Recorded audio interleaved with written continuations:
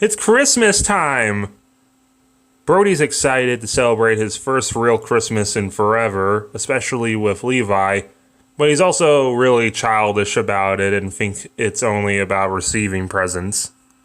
Meanwhile, it's time for the next galactic ninja, Rygor, played by Edge. A few years ago, when I cashed in my first Money in the Bank and I won my first WWE Championship, I was a lot like you. Yeah, I mean, I was cocky and I was overconfident. Want to know how that worked out for me?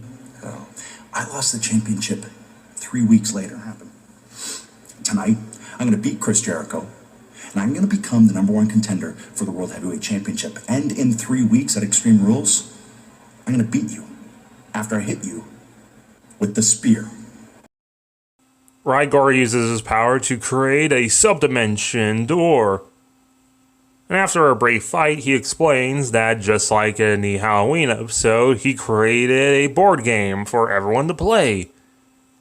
You roll a dice, and if you land on the circles, you have to do a random task or fight a monster. And it turns out he already kidnapped Victor and Monty, saying that there will be presents at the end. Brody excitedly hears the word presents and runs in.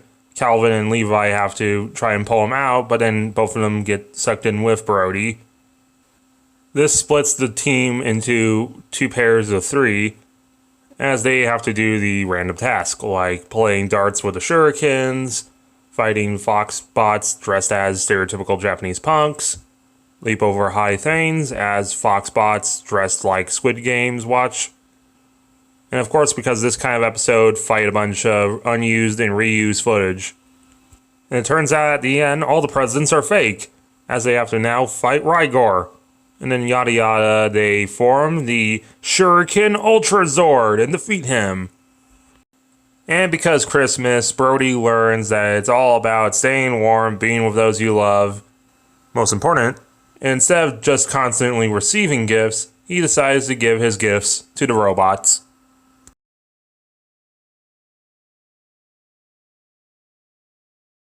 Time for the next galactic ninja, Badger, played by everyone's favorite wrestler, Mick Foley, the Mankind Redefined.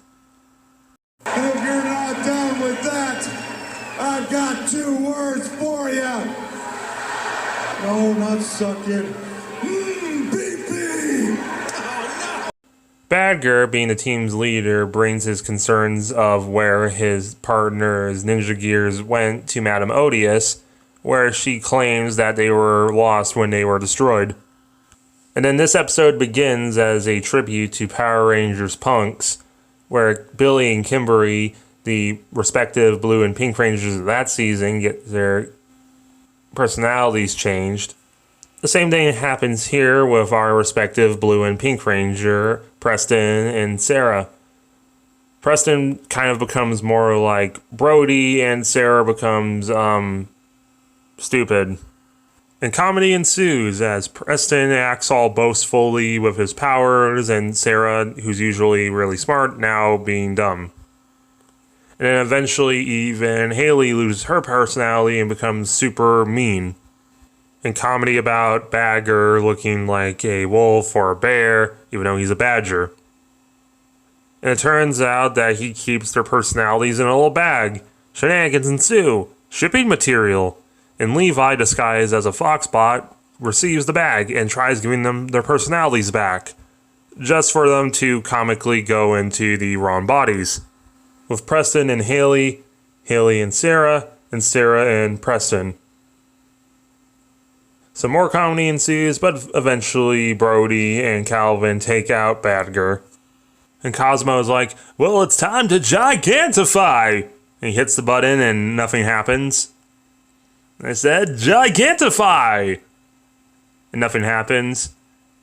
And then he tries contacting Madame Odious, who is currently on Earth, laughing that she now has 3 of the ninja gears. Odious then contacts Badana that it's time.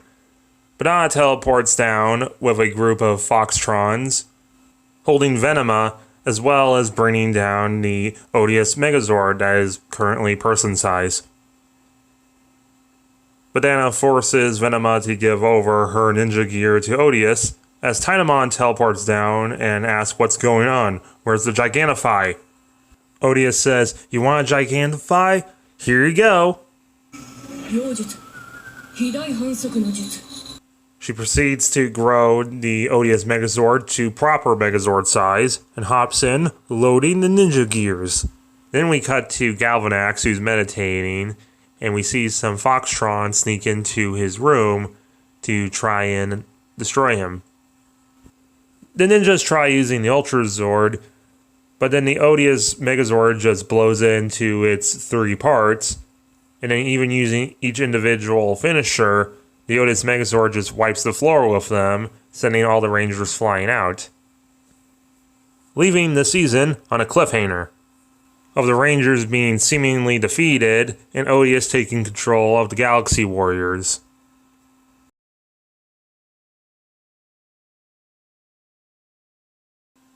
No Super, we're just going to call it Season 2.